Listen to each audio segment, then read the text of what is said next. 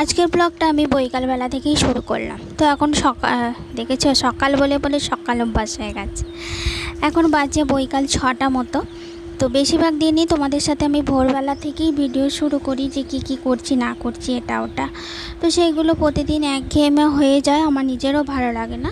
তো ভাবলাম চলো, অনেক দিন তো বৈকালবেলার কোনো ভিডিও তোমাদের সাথে শেয়ার করা হয়নি। তো আজকে বৈকালবেলায় বিশেষ করে এই গরমের দিনে কি খাচ্ছি, কি রান্না করছি, রূপচর্চা, এগুলো খুঁটিনাটি সব কিছু এই ভিডিওতে তোমাদের সাথে শেয়ার করব। তো চলো ভিডিওটা শুরু করা যাক। আশা করি তোমরা ভালো আছো, সুস্থ আছো, আর আমিও ভালো আছি। আর আমার এই চ্যানেলে তোমাদের জানাই অনেক অনেক স্বাগত, অনেক ভালোবাসা। এই অতিরিক্ত গরমে বৈকালবেলায় আমি 5টার কম ঘর থেকে বেরোই না। দুপুরে যে শুই তো 5টার সময় উঠি। তো 5টার সময় উঠে কিছু খুঁটিনাটি কাজ যেমন ঘর দেওয়া, ঝাড় দেওয়া, এগুলো সেরে নিই। তারপর 5:30টায় কলে জল এলে খাবার জলটা ধরে নিয়ে একটু ফ্রেশ হয়ে নিই। তোমাদেরকে তো বলি, এই অতিরিক্ত গরমে 2 থেকে 3 বার না মানে স্নান করলে চলেই না, থাকতেই পারা যায় না। তো তারপর দেখো, এই যে বিছানাটা দুপুরে শুয়েছিলাম ঠিক করা হয়নি, তো ফ্রেশ হয়ে এসে বিছানাটা একটু ঠিক করে নিচ্ছি।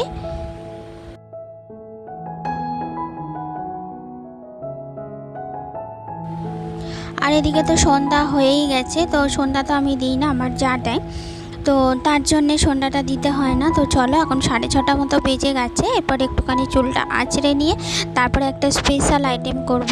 তো তোমাদের এর আগের ব্লগটা যারা দেখেছো তারা নিশ্চয়ই দেখে থাকবে যে দিনের বেলায় আমি ফুচকা করার জন্য যেসব প্রস্তুতিগুলো সেইগুলো সব নিয়েই রেখেছিলাম, যেমন ভাজা মশলা করা, তারপরে ছোলা ভিজানো, এগুলো সব কিন্তু আমি দিনের বেলায় করিয়ে রেখেছিলাম। তো এখন জাস্ট ছটফট করে ফুচকাগুলো ভেজে নেবো আর আলু মাখাটা করে নেবো। তো চলো তোমরা দেখতে থাকো। আর এই যে আমার এই গরমেতে না চুল এরম টেনে না কলা ফোপা করলে পরে একদমই থাকতে পারে না, মনে হয় যেন ঘাড়ের কাছে গিজগিজ করছি, গরম করছে। আর এই গরমেতে একদমই পারবো না। তাই সবার আগে সন্ধ্যাবেলাতেই একটুখানি চুলটাই যে তুলে বেঁধে নিয়ে একটুখানি পাউডার মেখে নিলাম। আর এই যে কুলকুল পাউডার মাখতে কিন্তু বেশ ভালো লাগে, ফ্যানের হাওয়া পড়লে না ঠান্ডা ঠান্ডা মনে হয়। তো যাই হোক, অনেক বকে ফেললাম। তো চলো, একটু জল তেষ্টা পেয়ে গেছে, জলটা খেয়ে নিয়ে রান্নাঘরে যাবো।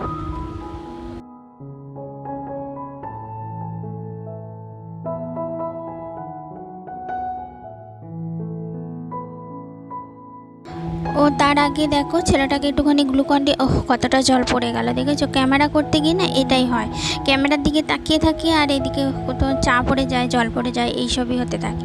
যাই হোক, একটু গ্লুকন-ডি ছেলেটাকে করে দিলাম। ও খেলে এসে একটুখানি ওকে বললাম বসতে। তো ওকে একটুখানি ফ্রেশ করে দেবো।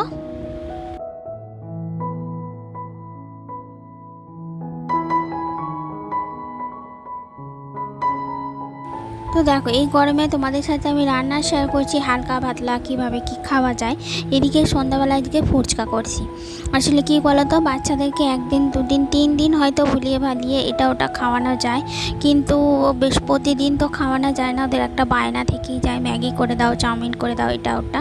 তো ভাবলাম যে থাক, ঘরে ফুচকা তো মানে ঘরে যে কোনো জিনিস খাওয়া অতটাও ক্ষতিকারক নয়। তো তার জন্যে ওকে আজকে ফুচকাটা ঘরেতেই করে দেবো।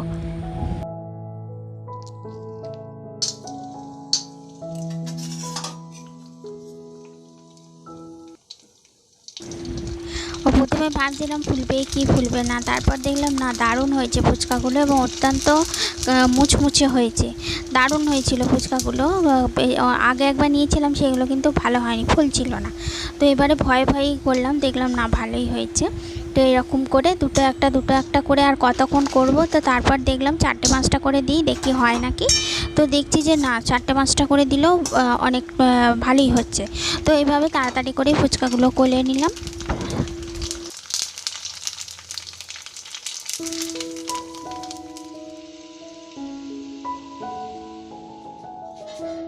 তো দেখো, একদম রেডি হয়ে গেছে ফুচকা, আর একটা অনেকটা ভাজা হয়ে গেছে, তাই না? তো কিন্তু বেশ কাঞ্চি মুচমুচে। এই দেখো, আমি তো ভেবেছিলাম বোধহয় নিয়ে যাবে, না ভালোই হয়েছিল গো। তো চলো এবার ঝটপট করে আলু মাখাটা সেরে ফেলি।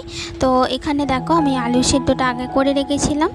আর এই থালায় আমি রেডি করে নিয়েছি হচ্ছে যে এই যে ছোলা, পেঁয়াজ আর কাঁচা লঙ্কাটা দেবো কিনা ভাবছি, কারণ ছেলেটা তো খাবে। আর ভাজা মশলা তো রেডি আছে। তো এইগুলো সব কিছু দিয়ে আলু মাখাটা করে নিই।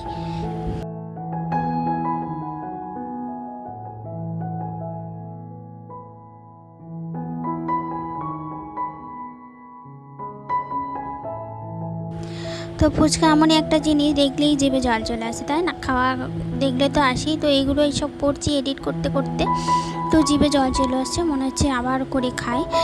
তো কিছু কিছু লোভনীয় জিনিস এরকম যেগুলো রান্না করি সেগুলো এডিট করতে করতে মনে হয় আবার খাই, কী আর করে যাবে, তাই না? তো চলো, এরপর শুরু হয়ে গেছে আমাদের ফুচকা পার্টি। ফুচকা পার্টি বলতে বাচ্চা পার্টি রয়েছে এখানে, তো বাচ্চা পার্টির সঙ্গে আমি হচ্ছি, যোগ দিয়েছি। তো এখানে এটা হচ্ছে যে এই যে নাতি হয় আমার, তো নাতি আমার ছেলে বসেছে আর পাশে কিন্তু আমিও বসেছি। তো চলো ওদের সঙ্গে খাচ্ছি, বেশ ভালোই হয়েছিল, তবে তেঁতুলটা একটু টকটা মানে বেশি হয়ে গিয়েছিল। তো পরের দিন সেটাও ঠিক হয়ে যাবে, আর একদিন করব।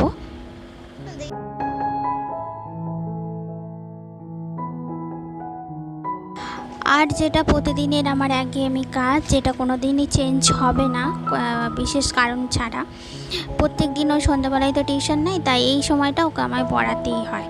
তো চলো ওকে পড়াটা দিয়ে দিয়ে আমি এখানে রেডি করছি। এই যে অনেক দিনের ইচ্ছা ছিল যে মাছের একদিন লেজা মাখা সবাই করে খায়, তো আমিও করে খাবো। তো সেই জন্য দিনের বেলায় আগের ব্লগে দেখিয়েছি তোমাদের কত মাছ ধরেছিল, যে বড় একটা লেজা না রেখে দিয়েছিলাম, বড় করে কেটে লেজাটা, যাতে সবার হয়, একটু একটু করেও তো হবে।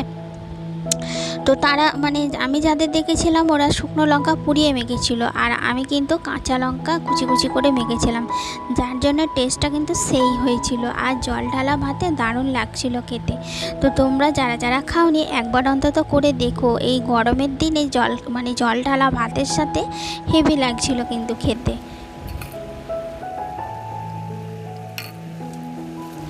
তো আজকে সব খাবারগুলোই লোভনীয়, যে এই এডিট করতে গিয়ে সব কিছু যেন আমার দেখে জিভে জল চলে আসছে, মনে হচ্ছে যেন আবারও খাই। তো চলো, এদিকে আমার রেডি হয়ে গেছে মাছের লেজা মাখা। তো ওর পড়া সব কমপ্লিট হয়ে গেলে ততক্ষণ আমার হাজব্যান্ডও চলে আসবে, তো তারপর সবাই মিলে একসাথে বসে খাবো।